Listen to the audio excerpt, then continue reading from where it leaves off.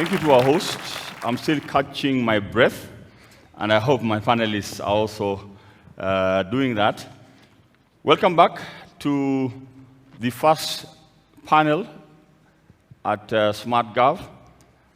As I was reflecting on the opening session, which was quite tantalizing, it was a mouth-watering session, I wanted to summarize my own thoughts as I introduce the panelists to the discussion, and I hope the plenary also will have a time to chime in. So our host, Hari at the beginning, challenged us to move from conversations to execution. Philip then stepped up very eloquently, and what remained with me was how to digitize trust. Digitizing trust in a very deficient trust environment. Phyllis, who's next to me, once again, put it out there. How do we move from just a digital transition, digital implementation regime to the true word, which is digital transformation? Make it culture. And finally, Mercy from the Cabinet Office, I think, put forward a hypothesis. In all this, how do we make it work? And the word I picked there was collaboration. Government cannot do it alone. Private sector needs to step up and participate. So that then forms a very nice sort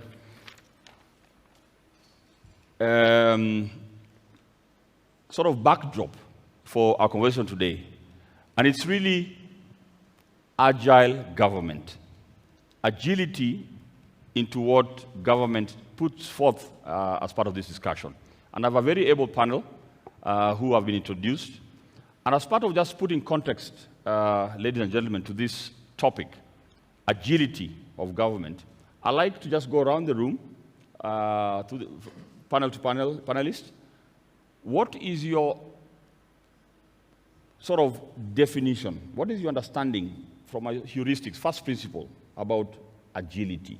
And as you tell us about your understanding of agility in a government context, are there examples? I know Estonia has been mentioned, but are there specific initiatives you've had from other governments or our government that speaks to this agility of government in delivering citizen-centric services? They say ladies first, but on this occasion, the gentleman will have the privilege. Buana, I need to get this right. Mr. Olutola, you go first. No, thanks for that, and thanks for being here. My name is Olu again, Olu Olutola from USAID. I work as a Senior Connectivity and Digital Advisor for Africa. So I think, when you talk about agility, it's still a recurring theme. It's something still emerging right now when you think about it. And it places innovation, or it places accountability, delivery, capturing, design, and I would dare say creation of public value at the heart of government. So basically being able to provide services and digital tools at the fingertips of citizens. That would be my understanding of agility when it comes in the context of digital development. Now, when you talk about the countries where we're seeing this work, obviously, Kenya is still on the pathway to actually make that happen. In sub-Saharan Africa, we've seen places like Rwanda using Urembo in terms of being able to use the digital services. Across the world, the Cabinet Secretary mentioned Estonia. We've seen that in Estonia. We've also seen something in Ukraine called the DIA. And that's something the government of Kenya is also looking into, putting together as we speak in terms of actually making sure citizens in the rural areas, not just in the urban centers, are able to actually have services at their fingertips and actually request government services as they use it. Thank you for that opening. Let's get a flavor from the only person, I think, on the panel who is on the government side. Yes, over to you. Thank you. Good morning. My name is Susan Wawero, Head of Legal at the Office of the Data Protection Commissioner. And I promise you that photo is me in another life. Promise. I have had extensive experience in a lengthy civil service career, and now settling into the Office of the Data Protection Commissioner is where agility of the government speaks. An agile government is one that's adaptable, one that's responsive to the citizen needs. An agile government is one that puts the citizen needs at the center and at the core of its services. It's one that tailor-makes service delivery to the citizenry and not the other way around. So some examples of that are e-citizen, which moves then from having citizens coming to government offices to having citizens get government services from wherever they are. We have that digitization forum. Devolution also is one of, for example, in my understanding, a big way of the government trying to be agile because it's taking citizen services to the people. It is devolving 14 functions from a central government to the citizen level, and that is one of the drivers of agility, in my opinion.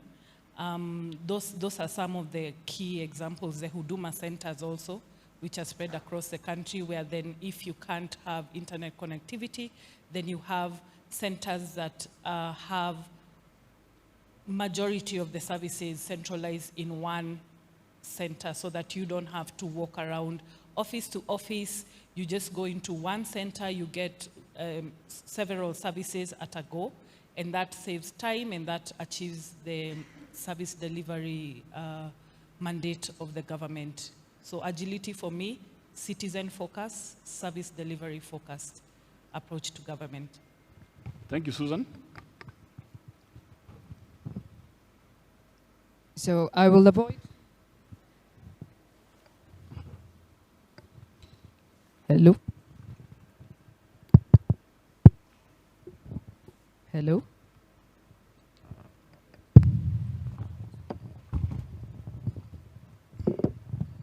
Hello? Yes, so much better. Sorry. So I'll avoid the repetition and just maybe pivot it a bit and take it from a perspective of just responsiveness, something that she mentioned.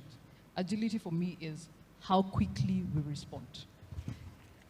As a government providing services to citizens, the biggest challenge is, one, the complexity of what it means for a government to deliver services to a citizenry because of the myriad of services and how many agencies would be required to deliver services across that citizen journey. And two, that there are always situations that you can't really quite prepare for. For me, agility is having the foundation and the methodology to actually be able to deal with the unforeseen. And our moderator has asked a question, is there places where we're doing this? Or examples of where it's been done? I would like to use Kenya as an example. A situation happens that we could not have prepared for. No one in the world was thinking about something like COVID happening and countries shutting down. Kenya judiciary was able to continue providing services because they were able to immediately go virtual. They had the technological foundation, all they did was switch. And interestingly, they've retained that capability and now expanded it so that we can actually we don't have to have prisoners traveling from one county to another because your case started on this side. Or I don't need me, who has a case that's going on in Mombasa, but I have business in Kisumu, traveling to Mombasa because of the case. That capability has stayed, and now they continue to expand on that. So for me, it's a responsiveness, an ability to respond. Is that an inbuilt capability? Thank you for that, Phyllis. I'll pick up on speed. And then sort of dovetail to my next question. So one of the speakers early in the day, and I think it was JP, spoke to the sort of the challenges for any government transitioning into agility faces the challenge of, one, complexity, the need for speed, and issues of budget. So in that context, what should governments pay attention to? One, to confront these challenges, and hopefully be able to live some of the definitions that you've all shared so eloquently. So how will a transition in government beat the challenges and stay agile? Any recommendation, any thoughts around that? I'll start with you, Phyllis. I think it takes us back to the conversation we had earlier in terms of an overarching strategy, and then that strategy helping us define who then needs to be part of the customer journey, the citizen journey, and at what point. So if we look at the current conversation that's going on, that we're transforming into a digital economy, what we've done is gone ahead to then identify, if I'm going to be a digital economy, there's infrastructure that needs to be in place. So we are actively building that. Then we've gone to the next place for this service. People need to be able to access services. So we've gone to digitizing services. We've now started to frame the right conversation. The next step is actually working on the back end. How do I drive collaboration? How do I drive collaboration within the agencies? Some of what we shared was data sharing. But also, the element that you brought in with regards to, it's costly. We have limitations in terms of budget. If we're able to actually have, this is the direction that we're going. These are the agencies that are involved, and we do that joint planning. We walk away from everyone is planning on their own. We're all planning towards one citizen. This is a journey they're going to go through. This is what the service that we're delivering. We're all included in what we're planning. We're able to break some of this down. Actually, I find, and this is an example even just borrowing from our own organization, a lot of the time the thing that stifles agility is we don't have joint ownership. I want to be the one leading the conversation. I'm not looking at what do we achieve when we're working together. The other thing I want to leave us with is within that collaboration, there has to be an understanding of benefits for each party, and there has to be incentives. Honestly, I think as we are structured now, we are incented to actually remain in our silos. Thank you for that perspective. Susan, you can chime in.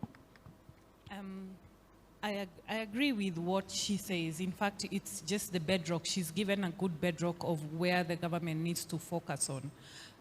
In my experience in government and now in the tech industry is, of course, our legislative frameworks are not robust. They are not agile. They can't move around. They are very prescriptive. So anytime there's something that emerges, you have to run to Parliament to have amendments done. So one of the areas I would add on to what she said is we need a paradigm shift in how we draft our statutory documents, in how we design our policies. As a policy designer, it's very hard to move away from the legislative framework. So we need to now maybe rethink the centrality of legislation in agility, in tech, because once you're boxed into one thing, then you will not be able to collaborate because the law doesn't tell me to collaborate. One of the things we always say in government is, does the law allow that? Because the courts have found severally that if the law doesn't allow you to do that, then you cannot do it. So that's why you find probably the silo mentality is because the law is anti-collaboration.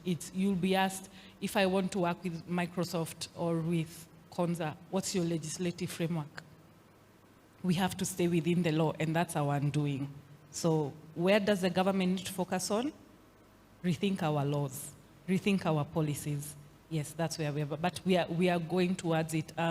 Mercy mentioned there's that working group looking at the policy and legislative transformation, digital transformation agenda. They're on the right track towards that. Thank you. Yeah, three quick things from me, and I think probably an outlier here. I mean, obviously, being in a lot of countries and also seeing how the digital transformation has been able to work, I dare say Kenya has a very robust digital transformation policy in terms of, when it comes to policies and regulations within the entire ecosystem in Kenya. So 3 things I would say the government really needs to focus on. And I think that's also part of what the digital master plan in Kenya has been able to establish. I would say digital skilling is definitely one of the core things the government really needs to focus on. Research and development is also something the government needs to look at. And the other thing would be engagement with the users. And what do I mean by that? Rather than actually just focusing at the center, how do we devolve a lot of all these digital solutions to the rural areas, to the counties, and making sure you have an idea of what people are trying to get from government digital policies or digital solutions. So I would say digital skilling, research and development in terms of being able to make sure you're able to provide the tools that the citizens really need and they would use, which is obviously adoption, and also being able to engage with the citizen at the local level.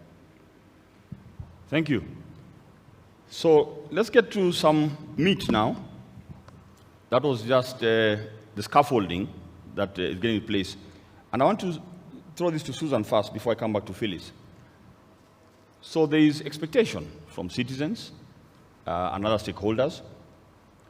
So how does then an agile government balance this pressure to innovate, to stay agile, against the challenges, for example, and you've been trending last 1 week, against the challenge of data security and privacy? So give us your sentiments around this. That question has been at the back of most of what we do. We've been trending for, I think, the past 3 months for a concept I will not mention, and that was it: innovation versus privacy. And in my opinion, they are not against each other. Innovation is not against data security or data privacy. Neither is data privacy or data security against innovation. They collaborate, they work together, they cannot be separated. So what can be done is have the human at the center of it, because data privacy, data security are a human rights issue. It's the right to privacy being enforced. That's the overarching element of it. So if you have the human at the center of innovation, you will want to protect the human. You will want to secure their data. You will want to secure their privacy. If you have the human being the one who is the focus, not maybe the profit or the clout, if you have the human at the center, then you'll see innovation, privacy, data security work together. That's why we have concepts such as privacy by design and privacy by default, where you begin from the beginning of an innovation, the human and the human aspects of that innovation are considered. So I would just like to dispel that they are not at opposite ends, they work together.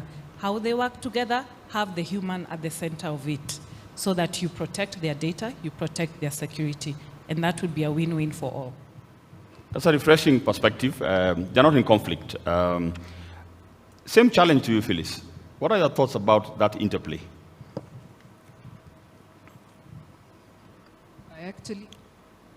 The microphone is not human-centered on you. Yes. I actually agree that they're not in conflict. Again, my colleague has referenced the digital strategy for Kenya.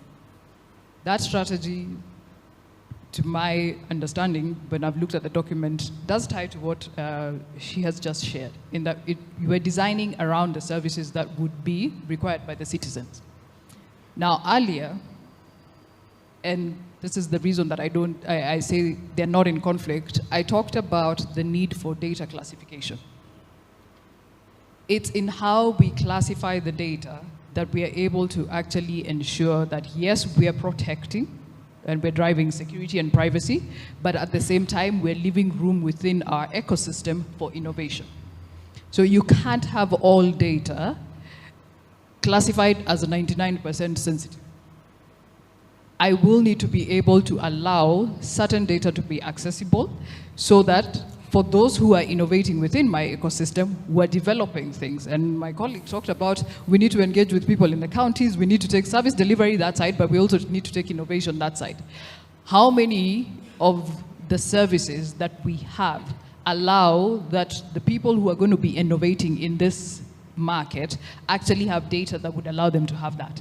So I go back to, if we're going to actually protect, if we're going to have the right kind of environment that fosters innovation, we need to classify what is super sensitive, and there, in every country there will be what is national security sensitive.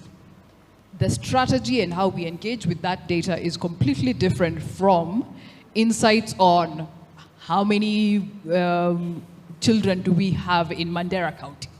That's a different conversation, and maybe even trying to innovate around health services for children, I need access to that. So it's actually our data classification strategy and also our data access and protection policies that we have in place. Thank you for that, Phyllis. I'll throw it to you, Mr. Olutola. You advise governments. Are you persuaded by the ladies on that approach to this interplay, or you have something else in your bag of tricks? If I say no, I'm going to be in trouble. No, I totally agree with them. And I think, having data protection laws or data regulations does not need to stifle innovation. So basically, having innovation or building new tools is just about making sure you're following, the laws on the ground and, data protection laws. And I think, the data protection law in Kenya is very clear in terms of what needs to happen and getting information from private citizens. But I think the key for me is it's not just about having the data protection law or innovation. It's about actually being able to train the people that would actually be collecting this information and what they're using this information to do. So I would say yes, I totally agree with my colleagues here that yes, what they've said is currently very true. But I think we need to go further in terms of making sure, we're able to train data collectors and, what they're using this information for, and also training them on the law. Because it's just not about, putting the laws together, but training them on how to use and, manage, what has been prescribed by the law. Okay. Thank you. Yeah, sure. Go for it. I like that he's centered on training, because this is an ongoing conversation. For me, once we have an understanding of what data do we hold and what's where, and we have now we have a policy in place that I think even the countries around us are looking at. Digital skilling becomes very important. And I think we've also been vague in the area of digital skilling. For me, one of the areas, and I will say this, I already told her, but I'll say it on stage, I'm challenging our data protection officers on is who's actually going and telling the youth in the schools who are spending time on TikTok about data protection. That's my audience. That's my developers. Do they understand what we're talking about when we say data protection? So when we think digital skilling, it's not just the skills that will drive how we use the technology, but it's also thinking who's, again, back to the human-centered design, who's the audience, where are they using technology, and meeting them where they are. Thank you. Some icing on the cake there. I'd like to ask one sort of final question, because this was a tease out, to the panelists, and then welcome plenary or any questions as a follow-up. So assuming in a not-so-distant future, we have some of these building blocks in place, and I think the scaffolding is getting there. We are planning together. We are designing with this citizen at the center. We are skilling the population. So I like what Mercy said, close your eyes and make a wish. So I'm closing my eyes and making a wish. And now the citizen is on board, but we want to measure the engagement and we want to measure their satisfaction to these services the government is providing. Paint a picture of what that will look like and what we need then to put in place for that last block of ensuring then we can keep these standards of excellence. I'll start with you, Mr. Watola. I think for me, just looking at the entire stack and the entire ecosystem, I would start with connectivity, making sure every Kenyan has access to meaningful connectivity. Not just connectivity, but meaningful connectivity. That's one. And once you have that, you have the guardrails and the rights on top of that, having digital skills and training. I mean, being able to train and retrain at TVET, high school level, and things like that. But eventually, I think the entire plan of the government at this point, and what I would like to see, is basically making sure every citizen has an ability to be able to use digital tools to get government services. But for you to be able to do that, you really need the foundational building blocks, which connectivity and training, building capacity, and also not just using the web-enabled platforms alone. I mean, that's, obviously, like in villages where, maybe you don't even have connectivity, you need to be able to use other platforms where maybe, the USSD or something like that in terms of being able to get access to government services, which is something we've seen in Rwanda. We've seen that in Ukraine with DIA, we've seen that in Estonia, and I think it can be done here in Kenya. Okay. Susan, over to you, and I'll throw a caveat for you. So I suspect there'll be a couple of more fines in the coming weeks and months as we educate our data processors, our data handlers, and so on. So again, your target state, once all this settles, and we've sort of future-proofed even our policy making and so on, what does that look like for the ODPC?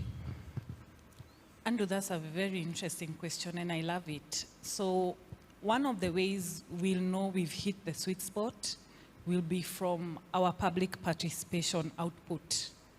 When we go into the mass market, so to say, into the public to create awareness, because data protection, the law is pretty new, barely 3 years old. So when we go into, and that's why you see the fines have started becoming prominent now. We gave the public about 2 years to sort of fit into it, break into the field of data protection. Then now when the fines are coming up is when, from the output from the public. So when I go into public participation and awareness creation and advocacy, what will be the output, the content the public will be giving us about what they want about their privacy. That will tell me whether we are being effective or not. Currently, there's still a gap in knowledge, and that's why I like the conversation on skilling. The public participation output still tells me there's a large awareness gap. But when I go into public participation and the output of that tells me they understand, they are now, because we have a jingle says, data yako, jukumu lako. When the citizen begins to see that privacy begins with me, it begins with what I post, it begins what cookies I accept, because currently it's you government protectors. I gave my iris to somebody, you protect me, but you did it, it was your consent. Consent is one of the major pillars of data protection. Once they begin to understand that privacy is their responsibility, we'll have hit that sweet spot. And the output of that will be, they will be demanding for data controllers and processors to up their standards. So I will walk in to Naivas, for example, and tell them, please delete my loyalty data. I no longer want to be a member of this club. I can cashback guarantee, no one does that now. I will walk in and say, kindly amend my name. I'm no longer Susan Wawero, I'm now Susan Waora. When I want my data to be collected accurately, that's when I'll know, and that I'll know from public participation. And that will translate especially to us with the nature of the complaints we receive, because we are the first point of call for all complaints regarding privacy. When I see the change in the nature of public awareness, public participation, and the complaints received, we'll have done our job. Excellent. Data yako, jukumu lako. I think we can start with this room in terms of spreading that gospel. Phyllis, you have the last word on this. Wearing your private sector hat as a captain of industry, paint that picture for us from where you sit. I loved the analogy of just close your eyes and dream, because honestly, I think that's where I started my conversation with us in the morning.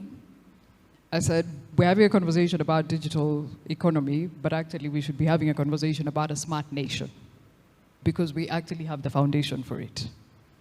For me, a smart nation is smart government.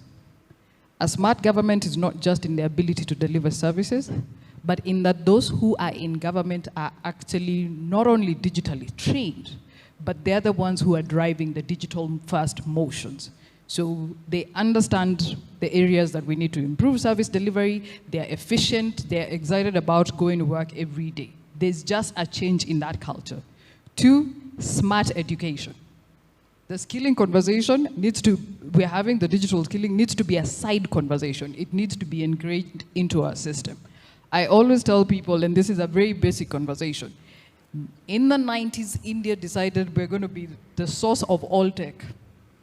I mean, literally, if you look at any single tech company, including the one I work for, not only do we have a lot of our service centers in India, but also you've seen how that skill has permeated through to the leadership, because they said, this is what we're going to be known for.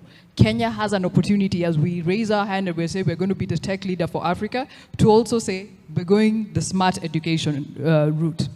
The next one is smart society.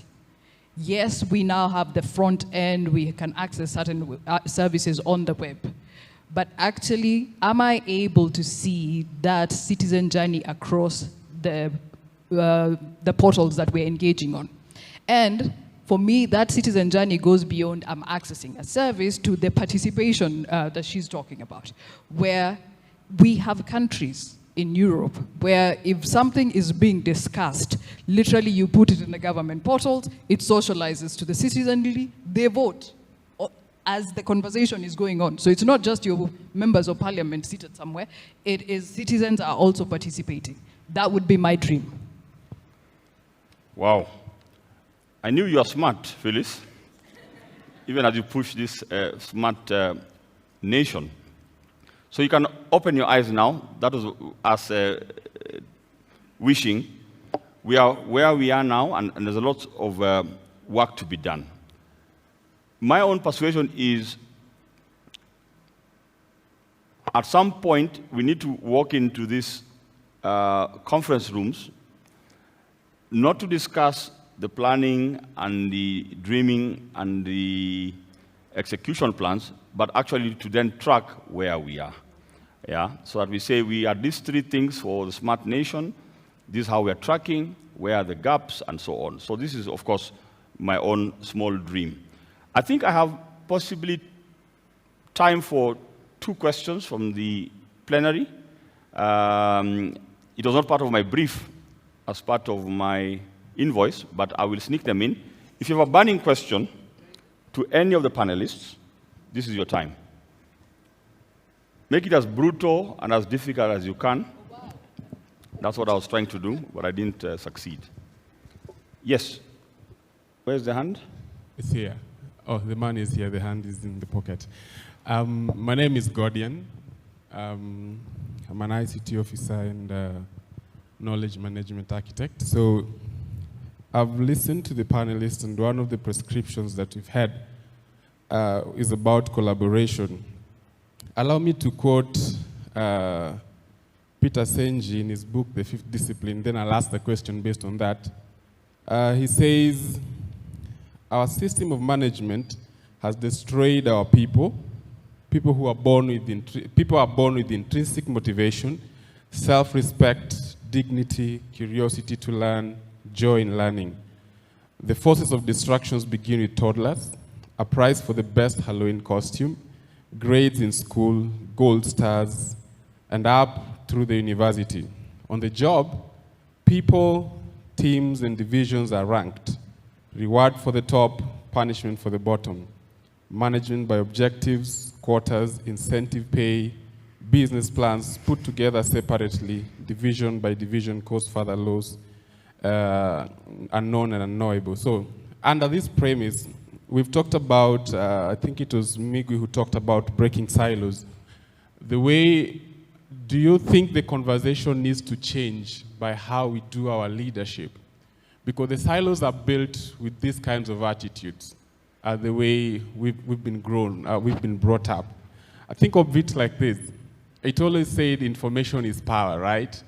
So why should I share what I know if I know I'll be transferring my power to somebody else under the prevailing system of management and leadership?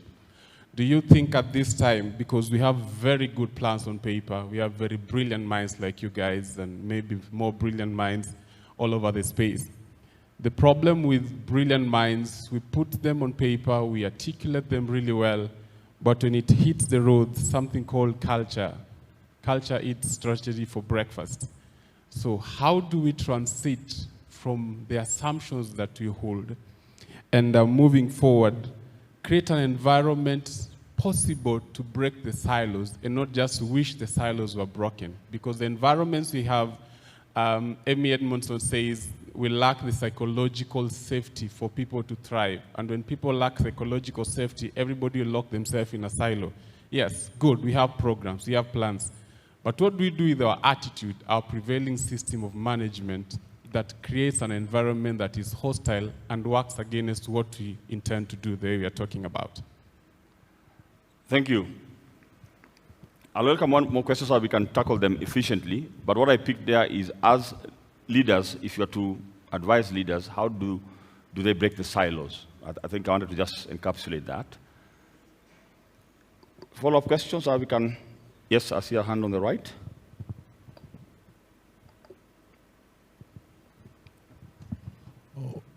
My name is Alois Manyange from Narrow County Government.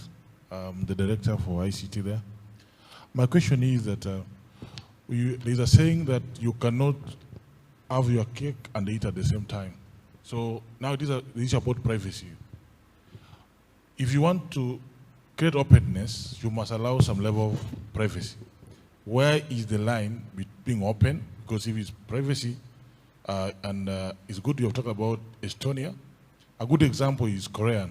I think on the ranking Phyllis, you can confirm that the Korean has been #1 in the world for e-government for almost a decade. So one of the government default was that they need to be open for you to access services. If you are creating privacy and you enact laws, maybe even if 8%, it means the innovation can only benefit you up to 8%. So the issue is about criminalizing or legislation which can criminalize the usage and the misuse of private data. At the same time, rewards and incentives for poor use to private so that we can solve our own problems. A good example is the land registry in Kenya.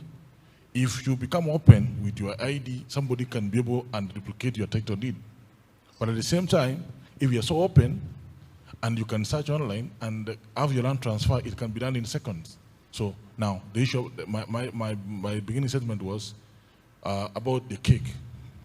There are two options. You can't have your cake and eat at the same time. So between privacy and openness and innovation, where do we begin? Thank you. Thank you. Maybe my panelists can help me with a question there. I didn't pick it up. But anyway, so Phyllis, did you get the punch in the question? The second question? I think the statement that I got is you can't have your cake and eat it. And he's wondering, how do I actually allow, yes, openness so that you can access the service, but I still am able to maintain that privacy and secure you so that someone else doesn't have, who has access to your data, doesn't come in and procure the service on your behalf. So maybe you can tackle the two then, in quick succession. Thank you. So I'll start with the gentleman who talked about culture eats strategy for breakfast. It's true. But part of the reason we've not been able to transform ourselves is we don't have the right incentives. And you yourself said it. We're not incented to break the silos. I'll give a very simple example because for those of you in government, I'm sure you felt it. I know I did. In the previous regimes, no one ever asked me to go for a meeting at 6:30 a.m. or 7 a.m. Now I go into the same government offices because they will only meet me at 7 a.m. People are seated in the office and they're working. That's one area of culture we say, no, that can't change. Government starts at a certain time. Oh, Guess what? There was an incentive, and it changed. So even in the other conversations that we're having, we need to find the right incentives for the people that we're talking to. Remember, when we say human-centered design, it's not citizens on this side and government employees on the other side. It's all of us together. And that's why I talked about smart government. Actually, the biggest beneficiary is internally, where we get efficiency, we optimize, people are enjoying delivering the services. Part of that, and again, back to the question, how do you change the organization? Remember I said digital transformation is not that we're digitizing assets or that we're creating new policies. We definitely need a new model. Singapore did not get to actually stand and say we're a smart nation because they retained the old way of doing things. They had to change it.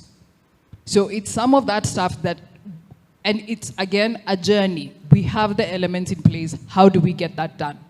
To your question on how do I deliver services, allow you that access. It's the guardrails that we talked about with regards to how is data classified. And because it's actually being done in other places in the world where you can get services and a very high level of services, but it requires that I authenticate who I am. I have been in places where I set up an account and I did not talk to anyone. All I did is I went online, I have my ID, I have the biometrics, and I have my picture that is taken by the same device that I am using to register. Not a picture I scanned. It's taken by the same device that I am using to register. Then it gives me access to the service. But there needs to be, in every service that we are providing, very clear definition of what is it that I'm going to require, how do I authenticate it, and so the cybersecurity conversation that we're having also needs to be key as we're planning out this strategy. Now, how do I then do that and still allow for innovation? Still allow people to continue developing? I can guarantee you there's no one who's allowing outside, no government that's allowing all innovation to be done outside of government. The one thing that you see in those countries, and you used the example of Korea, is they also have government innovation hubs. Because there are some things that require that you have insights and expertise on how government actually works. Remember, I called out that government service delivery is complex. That complexity is not something that I would have expertise in. So we take that knowledge and innovation happens internally. Thank you. Susan? I'll take the first question on silo breaking. I found the conversation when I joined government. We need to break silos. People need to work together. It's a conversation that has been there for dog years. Has there been movement towards it? Yes, there has been. Government is now demanding we work together because of the ripple effect of one decision against another. What I think Phyllis spot on put it, and I've never thought of it, is to incentivize collaboration. So what that means is go into what motivates silos, break it, and offer a higher value to breaking that silo. Because there's something that is making people want to be in silos. There's something motivating them, so you have to understand what that is, offer a higher value to breaking that silo. And one of the things I alluded to earlier, the law also makes us be in those silos. It just boxes us into that. And then regarding the gentleman's question on the need to access and privacy, again, they are not in conflict. You can innovate using a large pool of data. There are tools behind how you can also enhance privacy while still being able to access data for innovation, for service delivery. We have technologies such as zero-knowledge technology. We have anonymization, pseudonymization, so that you have to first ask what is the motivation behind you accessing, for the example you gave, a land title. Why do you want to know what title I have? But if you want to get data on how many women own land in urban centers, that does not need my name on it. So the motivation behind why you're accessing data then now will guide on what knowledge will be used to also enhance privacy. Because privacy, is to protect the individual. But when you have a large pool of data and you probably want to collect a trend analysis so that you can have better policies, or as a business is to collect business intelligence, there are tools in place to be able to give you that data while protecting privacy. Thank you. I think in summary, based on your question, is just more about the need to know. Like, I mean, why would you want to get that information and for what use, which is basically on the data protection plan also, I mean, policy also. Like, so basically, if you're trying to get information, there's a need to know basis. Like, okay, if it's for national security, that's totally different, but it's individual, you want to know how many people in Kiambu has, or how many women in Kiambu has lands or whatever. Like, you know, I mean, it's a basis of needs to know. So that's something on the data protection plan. But I think to your question, the first question, I think it's more of a sincerity of purpose. And I think once the government agrees that, okay, you know, we're on the same path and we're trying to do the same thing, it levels off a lot of things. And I think, you know, the Kenyan government has actually started that. I mean, with the digital master plan, the federal government has said, hey, this is where we're trying to go in the next 10 years, 2022 to 2032. This is where we're trying to do. Now, it comes upon the county governments to actually feed into what the national government is trying to do. I mean, we've seen requests at USA from county governments trying to do A, B, and C, right? But what we always ask them is, you know, are you feeding into the digital master plan of the national government? Because at the end of the day, I mean, the national government has a digital master plan. So if I'm going to roll fiber into Garissa or Mandera, I still need to go back to CA to be able to get a license to do it. So even if they come to us, I mean, we cannot just work in silo and say, hey, you know what, we're just going to build in those areas. We still have to go back to the national government, which is where CA sits today. So I think it's more of sincerity of purpose in terms of being able to make sure we're able to feed tools and services that the national government has been able to prescribe, I mean, into what the county governments are trying to do. And we've seen Mombasa, Makueni, Nakuru trying to feed into this master plan in terms of digital tools, digital skills, innovation hubs in these counties. We just had a very good meeting with the county governor of Usengishu. I think is the ICT within County of Governors. I think Usengishu or Iten or something like that. We just had a very good conversation with him, and he's also looking into feeding into the national government master plan, which I think, you know, makes a lot of sense to a lot of things. So rather than working in silos, I think, you know, feeding into this master plan was actually really be good.